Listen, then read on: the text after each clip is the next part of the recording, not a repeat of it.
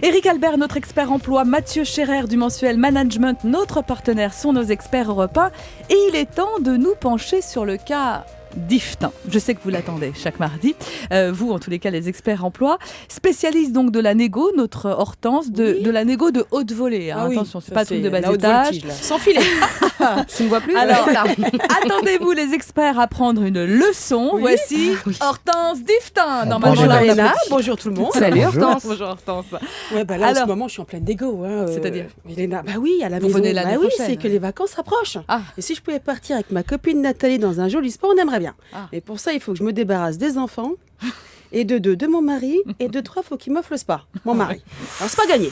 Non, c'est pas gagné. Mais je suis sauvée. Management a sorti un numéro spécial négo. Alors, si j'arrive à vendre 10 avions bourrasques à des Saoudiens, je serai toujours meilleure que Dassault et Rafale. Je dois pouvoir vendre à mon mari 15 jours à Biarritz. Donc, j'ai lu, et ce n'est pas la première fois que je le lis, que pour séduire le prospect, le langage corporel peut être intéressant. Surtout quand la cible, c'est votre mari et qu'il ne vous écoute pas. Oui, ça aide. Vu qu'il est branché devant le match de foot, le Real Madrid contre Barcelone. Alors, pour me faire bien entendre corporellement parlant, j'entends, en plus de l'achat d'une guêpière, j'avais commencé par regarder des débats télévisés en enlevant le son. Pour bien travailler ma posture, mes mimiques, pour être sûr que mon corps dise bien la même chose que moi, que je sois bien raccord avec moi-même. Oui. Alors, peut-être que le choix du débat Le Pen-Mélenchon était un poil excessif pour ce genre de négo. Mais enfin bon. Alors, il paraît aussi que pour faire passer un message, il faut d'abord comprendre ce que nous dit l'interlocuteur. Ouais. Là, en l'occurrence, mon mari m'a dit de me taire. Donc, il a un peu bloqué la négo. Alors, j'ai pratiqué l'écoute passive. Et j'ai utilisé les temps de silence pour renforcer mon propos.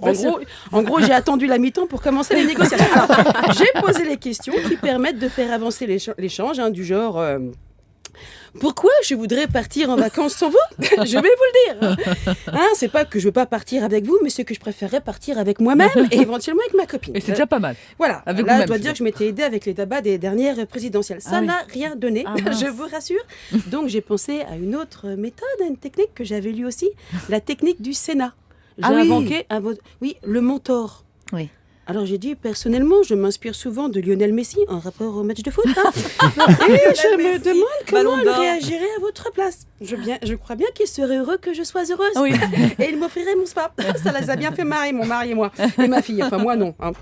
Alors, quitte à tenter le tout pour le tout, j'ai tenté le kidnapping. Jeu numéro 6 oui, dans management. C'est toujours dans management. J'ai kidnappé le chat et j'ai fait croire que c'était ma copine Nathalie. Et que le seul moyen qu'elle ne me vende pas au resto chinois, c'est que je parte pour le spa. Et alors j'ai lu comme un léger doute dans le regard de mes interlocuteurs. Mon mari, lui, m'a dit que ça ne le dérangeait pas plus que ça, qu'on n'ait plus de chat, que ça ferait pas de mal au canapé. Et Pauline, quand elle était ravie, maintenant qu'on s'était débarrassé de Rosalie, ma chatte, elle aimerait bien avoir un chien. Donc c'est pas facile, la négo, je suis pas partie, je vous le dis ça. Non, ça, vous n'êtes pas encore partie. Bon, c'est pas gagné. Restez avec nous, je suis sûre que ce qui va suivre, Hortense, va vous intéresser. Vous pourrez peut-être partir. Moi, je trouve qu'Hortense devrait nous amener son mari de temps en temps. On aimerait bien le voir. On aimerait bien le voir. Déjà, au départ, on voudrait une photo. C'est un peu comme la femme de Colombo. C'est peut-être bien mieux qu'il y a son mari. Moi, je dis à parfois.